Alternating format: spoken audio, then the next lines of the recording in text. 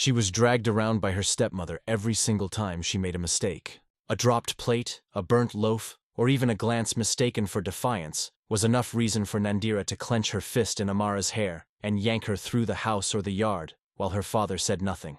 Amara's life was a relentless rhythm of humiliation. Pulled by the hair, beaten by words sharper than sticks, despised by her own blood, and judged mercilessly by the neighbors who gossiped by day and raised eyebrows by night. The whole village knew. Everyone. They saw when Nandira made a spectacle of her stepdaughter in the market square. They heard the insults flung with venom as if cruelty were some kind of public performance. But though they all knew, no one dared to intervene. Their eyes looked, then slid away. Their hands stayed folded. Their lips stayed shut. Day by day, Amara endured, and her silence became as familiar as the sunrise. Yet one day, a pair of eyes did not turn away. Kofi, a traveling merchant bound for no home and no ties, happened to pass through. Unlike the people of the village, hardened by habit or softened by cowardice, he didn't feel pity when he saw Amara humiliated. No, pity was too weak a word. What stirred inside him was anger. Her pain lit a fire in him. Rage sat heavy in his chest. That look, that silent indignation did not change the moment. Nandira still dragged Amara like a sack filled with shame. But something invisible shifted. A seed was planted.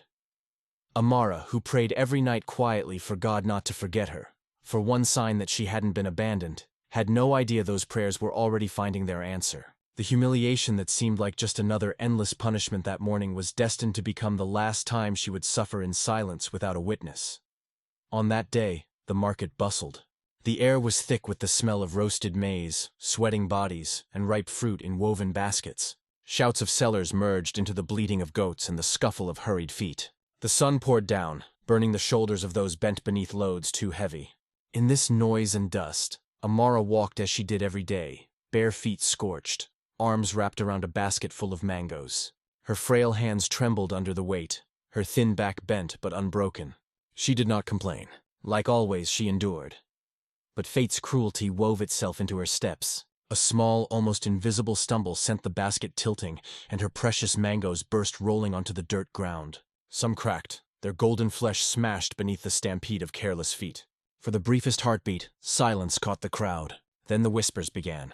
A muffled laugh here, a sideways glance there, and above them all, Nandira's shrill voice rose like a blade drawn from its sheath. "Look at this," she screamed, lips curling into a poisonous smile. "The useless girl can't even hold a basket. What did I do in this life to end up with such a burden under my roof?" She stormed forward, not caring for the eyes of the crowd, seized Amara by the hair, and dragged her through the packed market street. People moved aside, watching without intervening. Some chuckled, others turned their heads and pretended not to see. But everyone felt the weight of the shame pushing down. Amara made no sound. Her scalp burned with every yank, but that wasn't the worst pain. What cut deepest was her dignity, shredded in front of neighbors, stripped until she was a husk kneeling in dust. Her eyes followed a single mango as it rolled away, as though she might find escape in that simple motion. She didn't cry, didn't resist, didn't utter a word. Her silence thundered louder than screams could have. And then there was Kofi, standing by a fabric stall, his sharp trader's eyes accustomed to gauging fine cloth and rare spices. He saw something far more valuable than any goods. Where others saw humiliation, he saw defiance disguised as silence. Where others laughed at clumsiness, he saw a soul battered but not broken. Nandira, drunk on her own rage, shook Amara like a rag doll. "Take a good look," she shouted to the market. "See what she is? A burden, a nuisance. If it were left to me, she would sweep the roads like the hungry dogs." The market exhaled uneasily. Women whispered but said nothing. A child pulled her mother's wrapper and asked, "Why does she hate the girl so much?" The mother pressed her lips together and avoided answering. Men shifted, some frowning, but no one spoke. Everyone feared Nandira's venomous tongue and the way her whispers could ruin reputations. Through it all, Amara's head hung low. She wasn't silent because she thought she deserved this. She knew she didn't. Silence was survival. She had learned to bend like a tree in storms. Bend, never break. Resistance only fed her stepmother's fury until ropes of punishment bound tighter. Better to bend and live through it. But as she was tugged again, her eyes lifted just for a moment. And in that moment, they met Kofi's. His gaze bore into hers like iron meeting flint. He offered no pity. Pity crippled. His was a gaze of fury, hot and stern. the kind that declared silently, "This is not right." For a heartbeat, warmth flickered inside her chest. It didn't ease the bruises. It didn't stop the pain, but it was enough to awaken one fragile thought. I am seen. When finally Nandira had paraded her cruelty long enough, she shoved the girl to her knees in the dirt.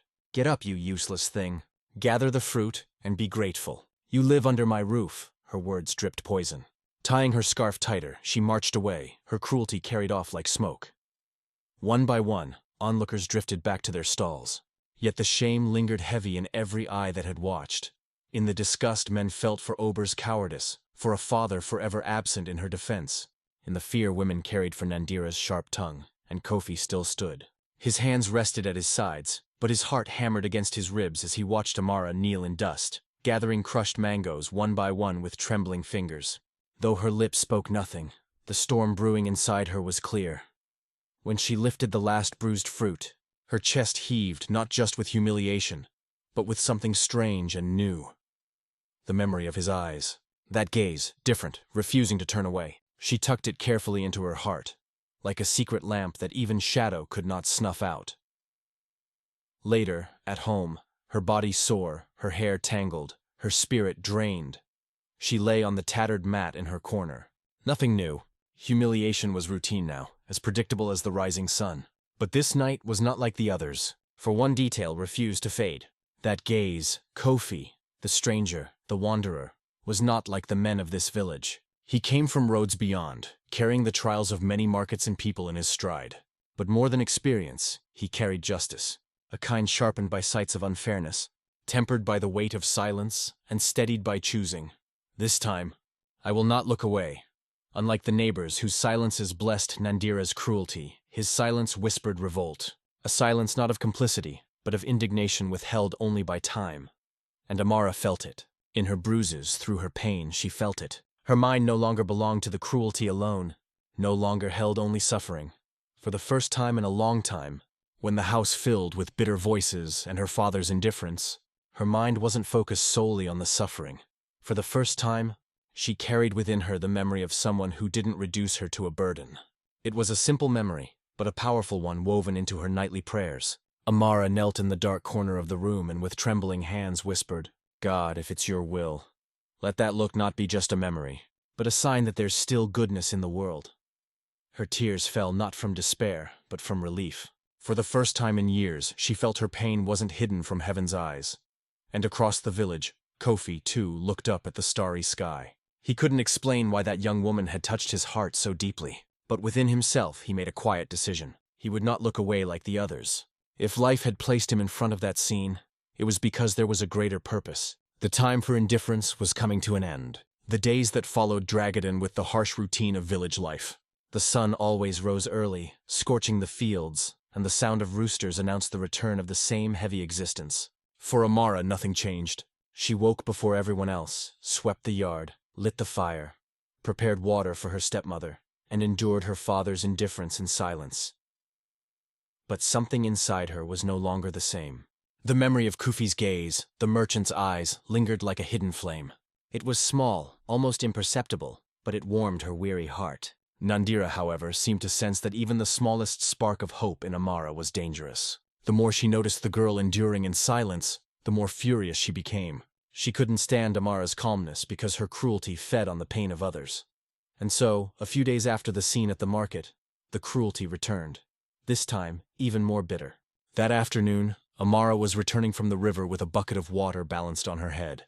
The path was narrow, lined with bushes, and children ran barefoot, stirring up dust. Her father, Ober, sat at the doorway as always, a cup of palm wine in his hand, and his gaze lost in the distance. He didn't look up as his daughter approached. His indifference had become part of the scenery, like the cracks in the mud walls. It was then that Nandira, in an even fouler mood than usual, found a reason to lash out again. The bucket slipped slightly on Amara's head, spilling some water onto the dry ground. It was a small mistake, but enough to ignite her stepmother's fury. "Just look at this," she shouted, her voice echoing through the yard. "She can't even carry water properly. All she does is bring shame to this house." Without hesitation, she charged at Amara, grabbing her by the hair. She shook her violently, dragging her across the ground in front of their own home. The dust rose like a curtain, and neighbors began to appear at their doors. Drawn by the shouting, Amara didn't fight back, not out of fear, but because she knew resistance would only prolong the punishment. Her eyes fixed on the ground, full of tears that refused to fall because even crying would be used against her, or but sitting on the bench pretended not to see. He swirled the drink in his cup, wet his lips with wine, and kept his eyes on the road, as if the noise had nothing to do with him. That silence, soaked in cowardice, hurt Amara more than Nander's blows. The father, who should have been her refuge, had become a cold, impenetrable wall. But at that very moment, fate led Kofi to walk past the gate. The merchant, carrying his bag of fabrics and ready to continue his journey to the next village, was stopped in his tracks by the sound of screams, his eyes fixed on the scene, the young girl being dragged along the ground, dust covering her thin body and the crowd watching, some in silence, others with stifled laughter. Unlike at the market where he had managed to contain his anger, this time Kofi couldn't just stand by. He froze for a few seconds, heart pounding in his chest. He could feel the weight of injustice like a stone pressing down on him. Each of Nander's yanks felt like a blow to his own conscience. The neighbors murmured among themselves. Some shook their heads, others crossed their arms. No one dared challenge the stepmother's sharp tongue, but Kofi didn't look away. Heck knew that if he walked past without acting, if he pretended not to see, like the father did, he'd carry that shame with him for the rest of his life. Amara, lying in the dust, noticed the shadow approaching. She lifted her eyes for a moment and saw that same steady face, those eyes that didn't look at her with disdain. It was a silent relief, a confirmation that her pain wasn't invisible. Nander, blinded by her own rage, didn't immediately notice the merchant's presence. She kept shouting, parading the girl as an example of shame, but the air had already shifted. The neighbors sensed that something was about to happen. The heavy silence, once complicit, now felt expectant. Oba, still seated, stayed motionless, pretending to drink. But his eyes wavered as if he already knew he could no longer hide his cowardice from what was coming. That's when Kofi stepped forward, his shadow blending with Nandaras and Amaras on the ground. He said nothing yet, but his presence was already a warning. The tension thickened, like the stillness before a storm. The cruel repetition of a scene that had once been nothing more than a public display of suffering was now becoming the stage for something greater. And for the first time, the weight of injustice, finally about to be challenged, began to shake the entire village. The silence that settled over the yard felt too heavy even for the wind. The dust stirred up by Nandira's violent pools still swirled in the air when Kofi the merchant took another step forward. His voice cut through the murmuring crowd, firm like thunder held tightly in the chest. A young woman is not a sack of grain to be dragged across the ground. The impact was immediate. The women watching brought their hands to their mouths. The men crossed their arms, and some even stepped back. No one spoke to Nander like that. The stepmother turned, her eyes blazing like coals on a stormy night. Her hands still clutched Tamara's hair tightly, but her attention now focused entirely on the stranger who dared to break through the wall of fear surrounding her. "And who are you to interfere in my house?" Nandera shouted, spitting the words like venom. "That girl is useless, a disgrace. If it weren't for me, she'd be begging scraps on the street." The villagers held their breath. It was like watching a snake poised to strike, but Kofi didn't flinch. Hess squared his shoulders, planted his feet firmly on the ground, and met her glare without blinking. His tone wasn't provocative. It was a truth that couldn't be denied. Useless isn't the one who fetches water or silently helps keep a household running. Useless is the one who loses their humanity in front of their neighbors. His words fell like stones upon the yard. The silence lingered, broken only by amorous muffled sobs from the ground. Her face marked by dust, and pain lifted slowly to look at the man who for the first time wasn't just seeing her, but defending her in front of everyone. Nandira let out a nervous laugh, but rage boiled beneath it. She yanked Amara again as if trying to reassert her control. "You know nothing, merchant. This girl deserves every bit of this. I live here. I am Theon who gives the orders in this house." But this time the village wasn't so quiet. A murmur spread through the crowd. Someone whispered, "He's right." Another more softly said, "It's too much humiliation for one life." The weight of public opinion began to shift, and Nander's voice no longer carried the same absolute authority. Kofi stepped closer, now near enough to reach out and gently take Amara's arm. He helped her to her feet. The gesture was simple, but carried immense courage. It wasn't just physical support. It was a public act of respect, a direct challenge to her stepmother's cruelty. Amara stood slowly, her body still trembling. Her tear-airy eyes met Kofi's. There were no words, but a silent exchange passed between them, the certainty that she was no longer alone. The crowd watched in absolute silence, broken only by the clucking of hens and the distant cry of a child. It was a silence full of anticipation, as if everyone was holding their breath, waiting for what would come next. Nandi, furious, raised a finger toward Kofi. "How dare you? You don't know who you're dealing with. This village knows me. They know I don't tolerate disrespect." But her voice no longer held the same force. The merchant's firm presence, his act of lifting Amara from the ground, and his boldness in confronting her before everyone was slowly dismantling the wall of fear she had spent years building. Obi. The father remained seated, unmoving, but now shame had begun to creep across his face. The neighbors were watching him, murmuring. His silence was no longer invisible. Cowardice was a burden laid bare before the community. Still holding Amara by the arm, Kofi raised his voice once more. "If a father won't defend, and the neighbors stay silent, then at least let the justice of the heart be spoken. It's not right to drag a life through the dirt as if it were nothing but dust." His words echoed across the yard, and no one dared to argue. Even Nandera for a moment seemed to lose her breath. Her sharp tongue faltered in the face of the merchant's unwavering resolve. Amara took a deep breath. For the first time, in front of her neighbors, she felt the weight of her stepmother's shame transform into something else. The dignity of being defended, her heart, which always raced in fear of humiliation, now filled with an unfamiliar warmth, as if life itself whispered that hope still existed. And so, on that dusty afternoon, at the gate of the house where she had always suffered in silence, Amara witnessed the beginning of change. It wasn't just Kofi's defense. It was the breaking of a cycle of fear. It was proof that even the most fragile can be lifted when someone has the courage to confront injustice in plain sight.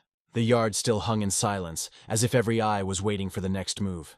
Amara remained standing, supported by Kofi's steady arm, and the dust stuck to her face now blended with silent tears that for the first time weren't from shame, but from relief that the crowd murmured softly like wind rustling dry leaves.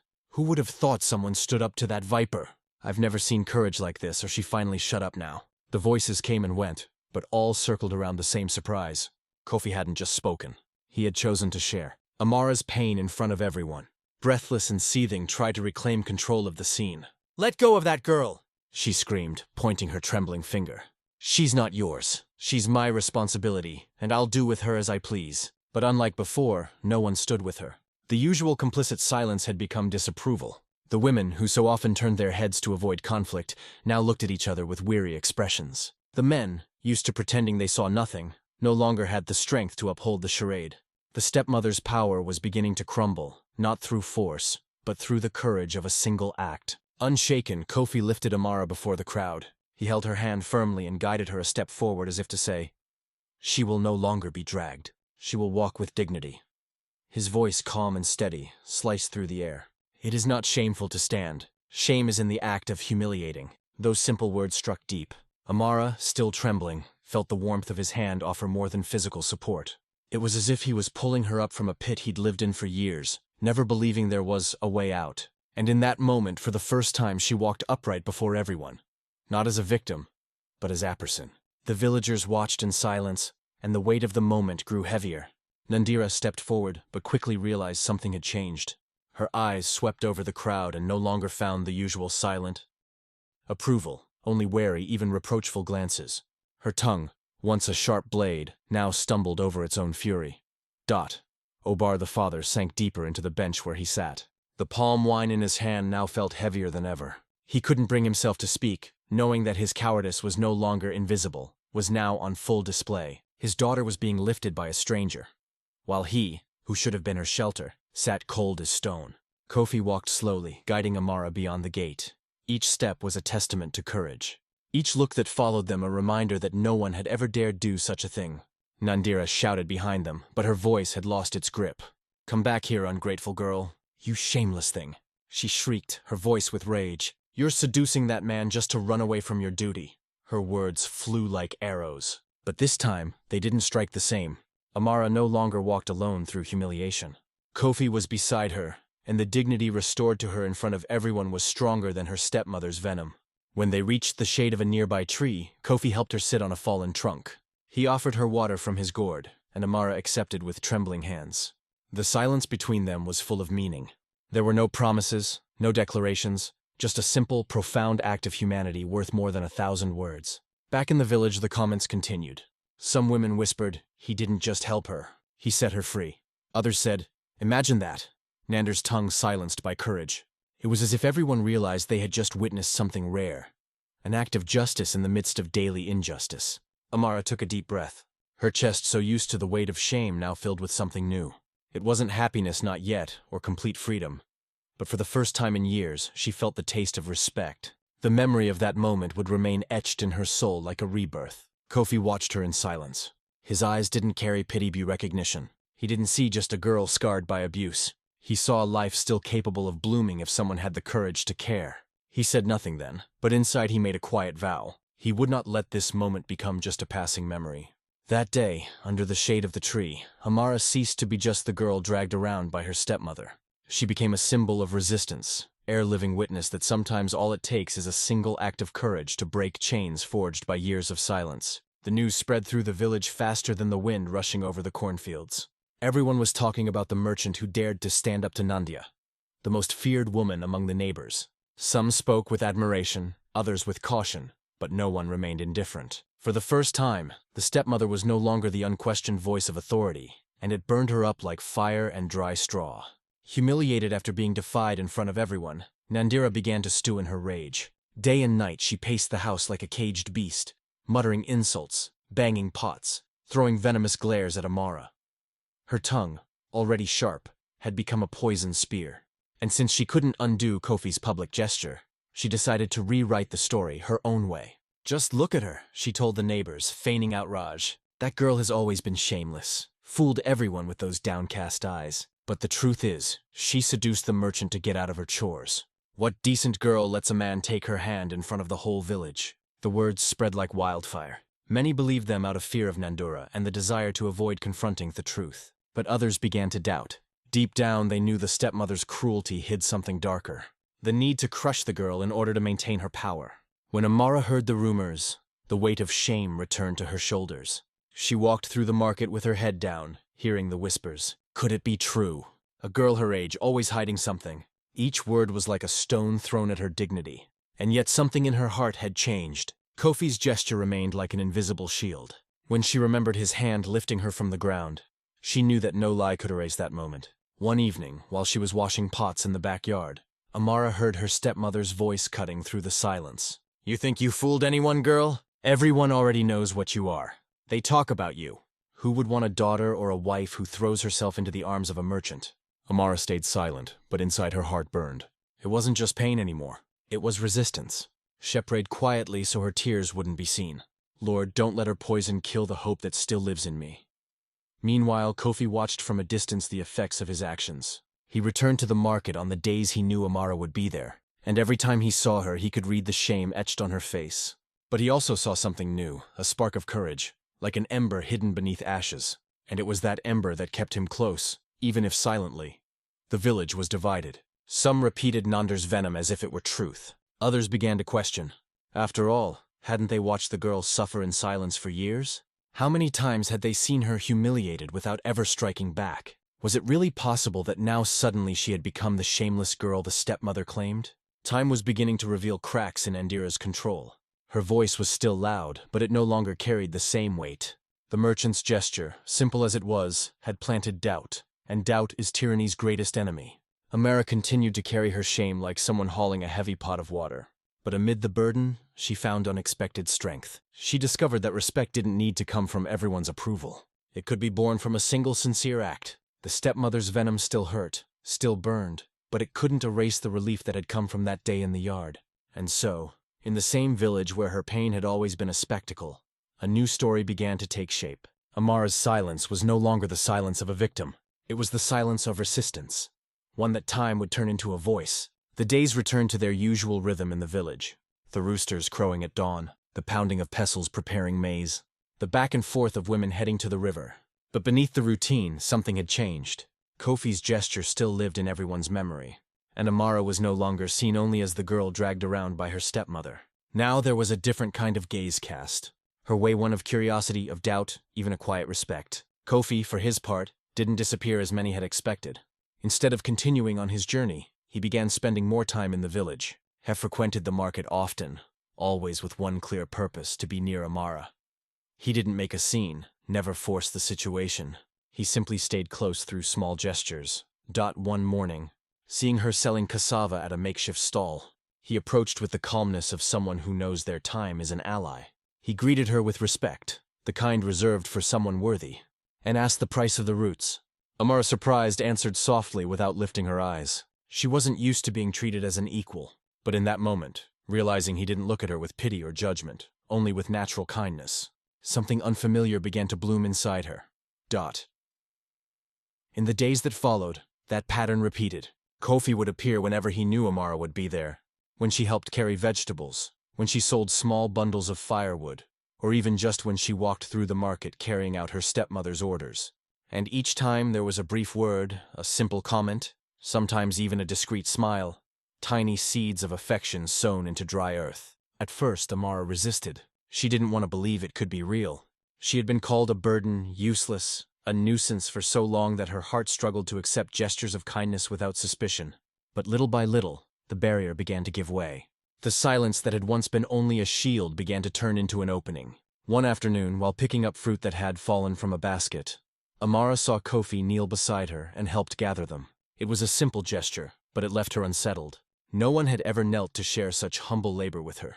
He wasn't just picking up fruit, he was gathering pieces of dignity she had thought were lost forever. Slowly, Amara began to smile again.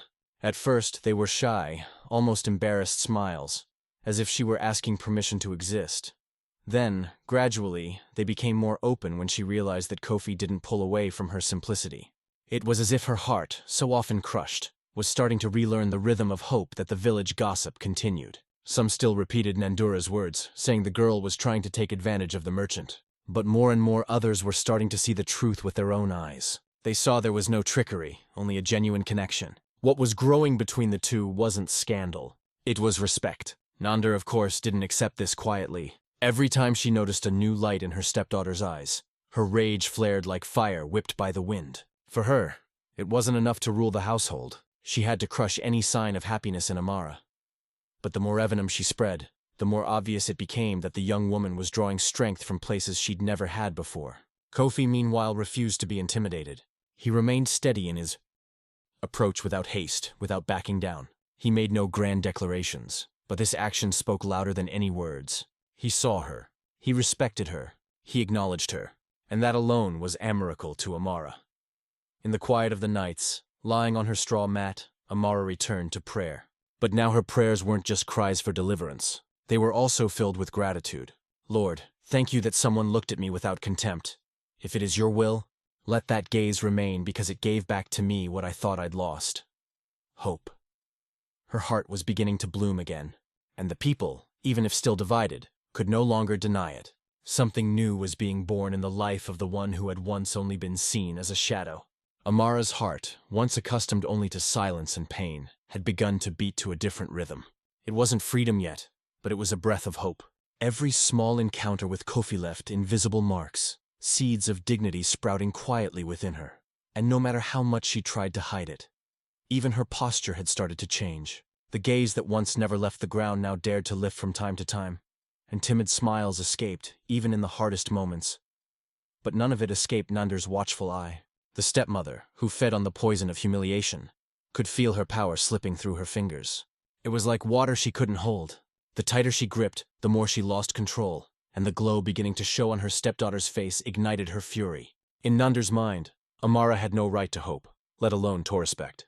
Her satisfaction came from seeing the girl submissive, broken, and ashamed. And so, on a stifling afternoon, the stepmother's rage exploded.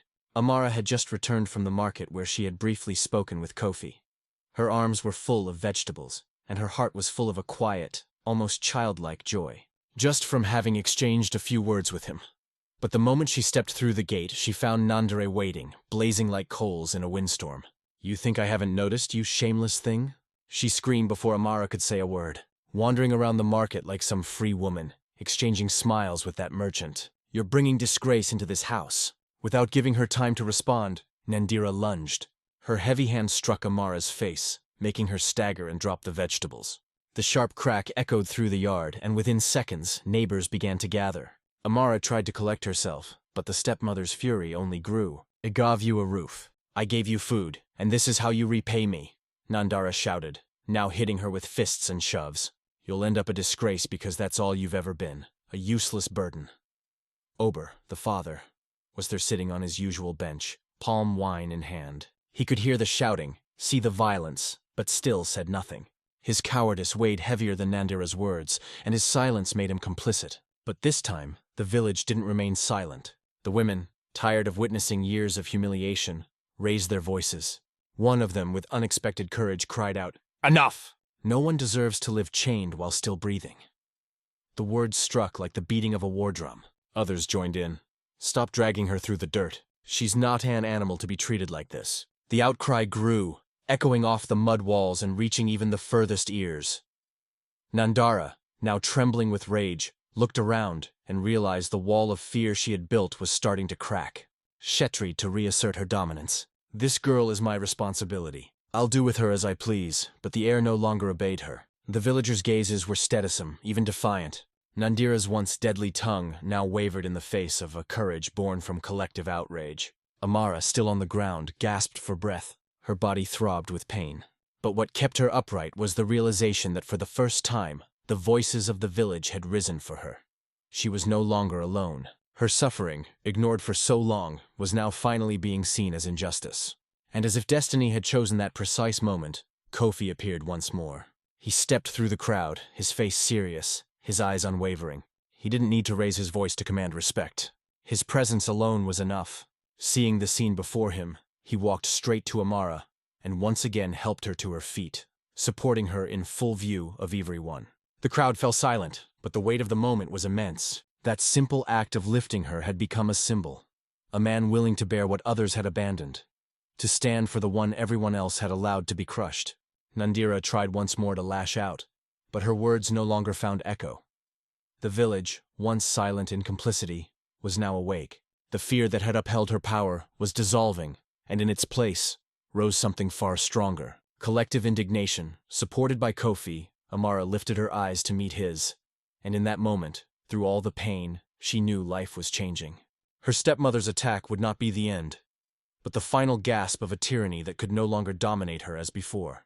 That night, after Nander's brutal attack, the village didn't sleep in silence. Conversations echoed around every fire in every backyard. Women whispered with indignation, men shook their heads in disapproval, and even the children spoke in hushed voices about what they had witnessed. For the first time, Nander's mask was beginning to crack before everyone's eyes. Fear still lingered, but something stronger had emerged. The recognition that her cruelty had gone too far. Kofi, seated outside his modest lodging, was deep in thought. Amara's face marked by pain and dust wouldn't leave his mind. He knew he could no longer be just a bystander, helping her up every now and then. Being the lone voice speaking on her behalf in public, none of that was enough anymore.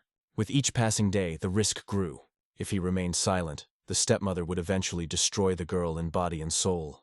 Kofi was not a man of rash decisions. His life on the road had taught him to measure words, to weigh choices before offering them to the world. But that night, under the village's starry sky, he knew the time had come to take a step that would change not only Amara's life, but his own. The next morning, as the sun turned the thatched rooftops gold, Kofi walked toward Abra's house. The neighbors, noticing the determination in his stride, began to follow at a distance. Curious, no one dared interfere, but all knew something important was about to unfold.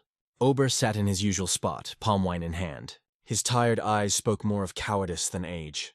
When he saw Kofi approaching, he tried to rise, but the weight of shame kept him in place. Kofi stopped in front of him and spoke in a firm voice, loud enough for everyone nearby to hear. "Ober, if you don't want her as your daughter, I want her as my wife." The silence that followed was deep, as if even the wind had paused to listen. Women brought their hands to their chests. The men exchanged stunned glances. It was a bold declaration expected, and it shattered the cycle of humiliation once and for all. Or lowered his eyes. His face, marked by fear and failure, didn't show surprise or anger, only relief. Deep down, he knew the proposal was his escape. He wouldn't have to confront his cruel wife, wouldn't have to carry the burden of his own inaction. Accepting meant getting rid of the responsibility, and so in silence, without even the courage to lift his head. He gave a faint nod connecting Nandi Ra upon hearing Kofi's words burst into a fury. "Never!" She screamed, her voice with rage. "That girl is my responsibility. I won't allow anyone to turn her into a lady when she was born to be a servant." But her words no longer held power. The people gathered around were no longer intimidated. Some murmured, "He's right." Others added, "It's time she found..." Peace. Nander's control was crumbling in the face of one man's courage, and a community slowly awakening from silence. Inside the house, Amara heard everything. Her heart raced, unable to believe what she was hearing. For so many years, she had believed her life would only be pain and rejection. Now in front of everyone, someone was not just defending her but asking for her hand in marriage. She stepped outside slowly, her eyes still wet with disbelief, and met Kofi's steady gaze. There was no pity there, no charity, only respect and resolution. The villagers watched in silence as Amara's life transformed before their eyes. The merchant's gesture wasn't just about love. It was an act of justice. He was willing to carry what even her own father had abandoned. Nandira kept shouting, but her words now echoed into emptiness. For the first time, no one repeated them. No one gave them power. Her voice, once feared, now seemed to vanish into the dust, incapable of imposing fear. And so, under the watchful eyes of the entire village, Kofi's decision stood as a turning point.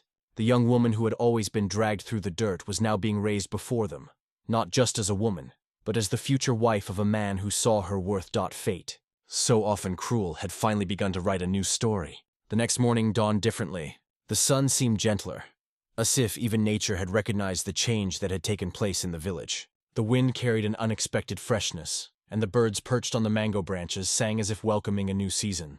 It was Amara's first day free from oppression. Kofi's decision had spread quickly. Everyone was talking about the merchant who had dared to defy fear imposed by the stepmother, and the cowardice of the father, choosing instead to raise the young woman up in front of the entire community. For some, it was an act of boldness unlike any they had ever seen. For others, it was proof that justice could still bloom in the soil of injustice. But for Amara, it was the rebirth of her own life.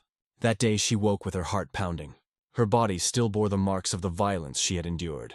But something greater now held up her steps. The certainty that she would never again be dragged through the dirt. Quite the opposite, she now walked upright.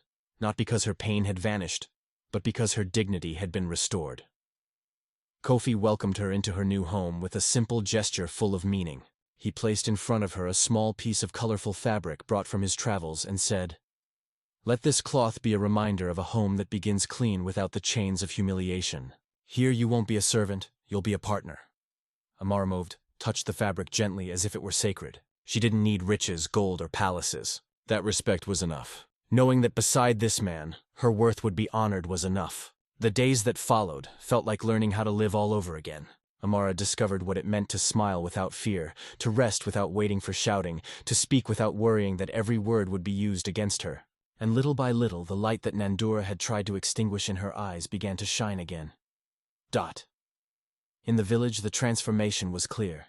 The women, once silent accomplices to Nander's tyranny, now looked to Amara as an example of strength. Many said, "Who would have thought the one who was always dragged around now walks with her head high?"